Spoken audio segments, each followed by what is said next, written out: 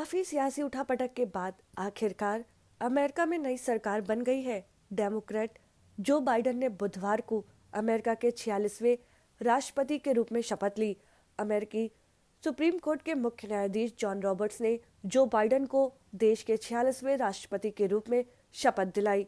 साथ ही भारतीय मूल की पहली अमेरिका महिला कमला हैरिस ने भी उपराष्ट्रपति पद की शपथ ली। सत्ता की कुर्सी पर बैठते ही जो बाइडेन ने वही किया जिसकी उम्मीद पूरी दुनिया को थी।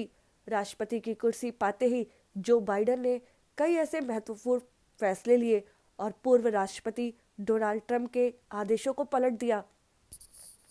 अमेरिकी राष्ट्रपति जो बाइडेन ने पहले ही दिन कई फैसलों पर हस्ताक्षर किए, जिनमें प्रमुख तौर पर पेरिस जलवायु समझौता है।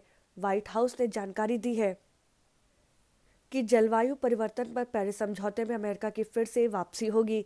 बाइडेन ने पेरिस जलवायु समझौते में दोबारा शामिल होने का ऐलान किया। उन्होंने देश की जनता से चुनाव के दौरान यह वादा किया था।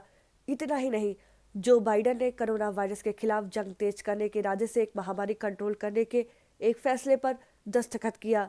इस आदेश के मुताबिक उन्होंने मास्क को और सोशल डिस्टेंसिंग को अनिवार्य कर दिया है। इसके अलावा जो बाइडेन ने डोनाल्ड ट्रंप के फैसले को पलटते हुए अमेरिका में मुस्लिम ट्रैवल बैन को भी खत्म कर दिया।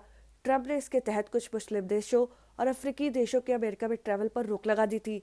इतना ही नहीं, बाइडेन ने मैक्सिको बॉर्डर पर दीवार बनाने के ट्रंप के फैसले को भी पलट दिया है और इसके लिए फंडिंग भी रोक दी है। इस फैसले के बाद मैक्सिको ने जो बाइडेन की प्रशंसा की है।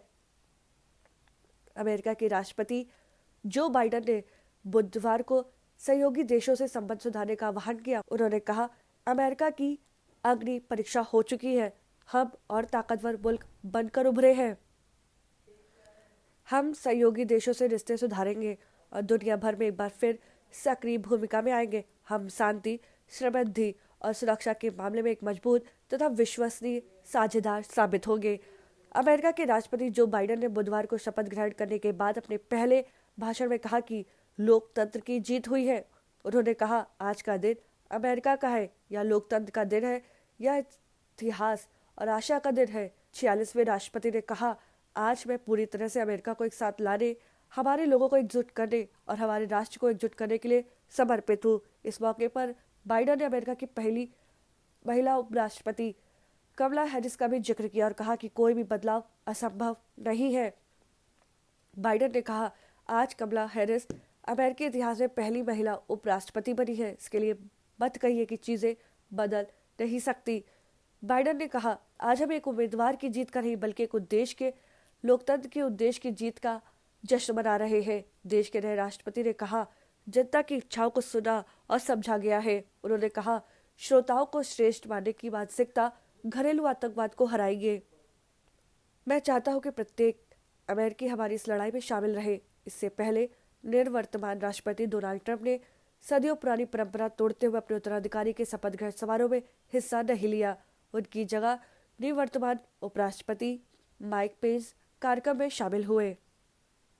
अगर आपको हमारा वीडियो पसंद आया हो तो इसे लाइक करें, सब्सक्राइब करें और साथ ही बेल आइकन दबाना ना भूलें।